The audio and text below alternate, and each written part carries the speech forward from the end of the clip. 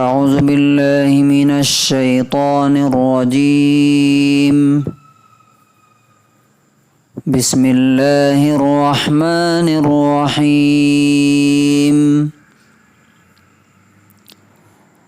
هل ينظرون إلا أن يأتيهم الله في ظلل من الغمام والملائكة وقضي الأمر وإلى الله ترجع الأمور۔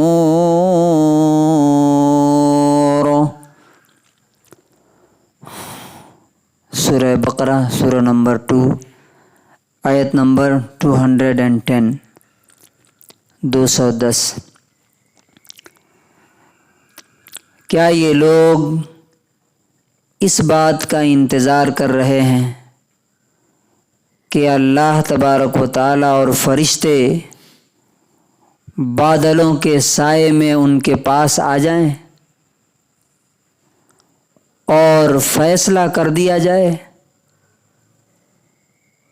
اور تمام معاملات اللہ ہی کے پاس لوٹ کر جانے والے ہیں؟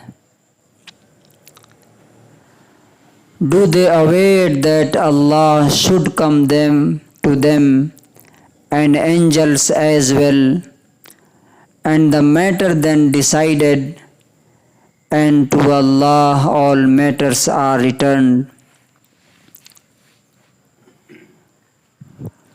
اس آیت کے اندر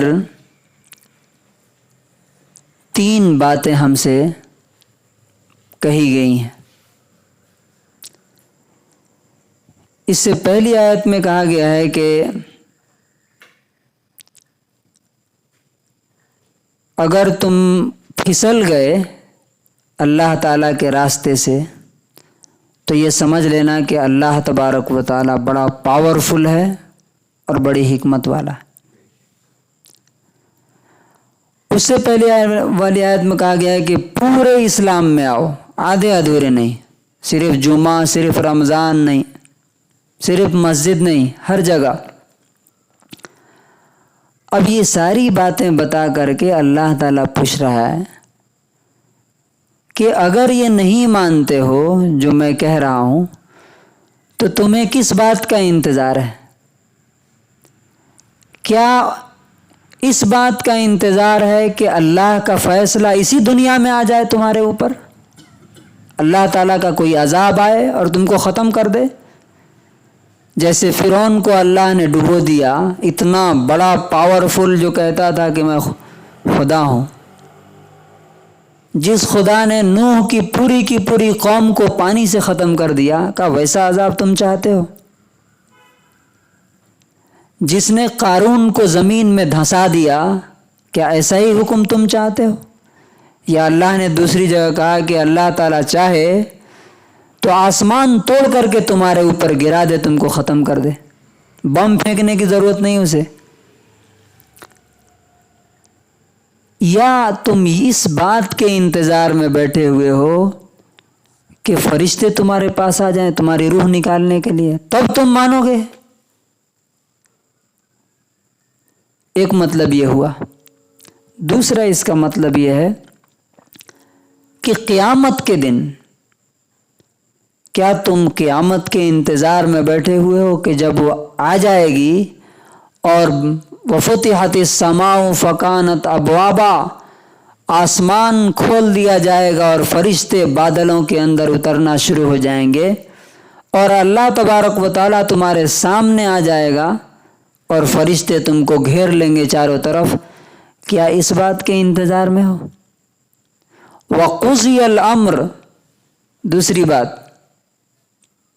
اور فیصلہ کر دیا جائے، یعنی فیصلے کے انتظار میں بیٹھے ہو، تو جب فیصلے کا وقت آئے گا تو اس وقت تمہیں عمل کرنے کا موقع نہیں دیا جائے گا۔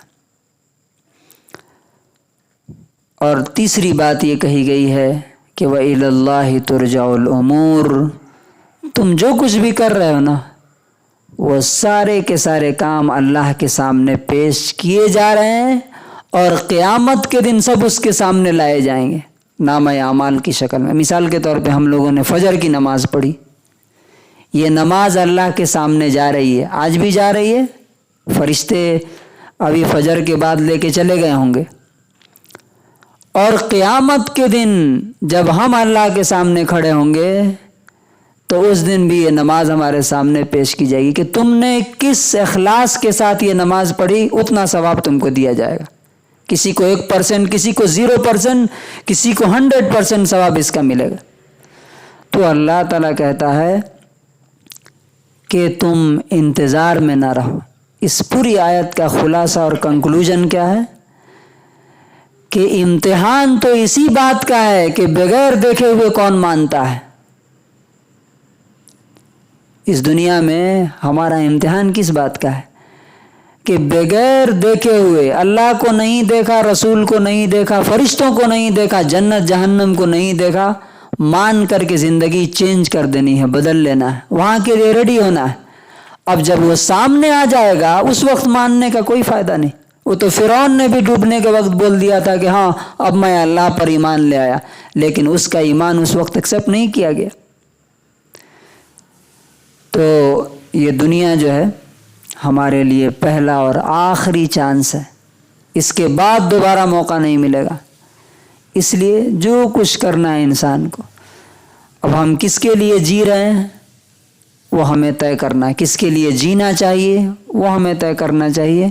اس لیے کہ اللہ تعالیٰ نے فرما دیا وَإِلَى اللَّهِ تُرْجَعُ الْأُمُورُ، سارے معاملات جو کچھ بھی تم زندگی میں کر رہے ہو، کس کے لیے کتنا کر رہے ہو، سب اللہ کو معلوم ہے. وہ سب اس کے سامنے لائے جائیں گے اور اس کے حساب سے تم کو اس کا بدلہ ملے گا. اس کے بعد دوبارہ عمل کا، کام کرنے کا موقع نہیں دیا جائے گا. اللہ تبارک و تعالی ہمیں اس دن کی تیاری کی توفیق نصیب فرمائے. سبحان اللہ و بحمدہ.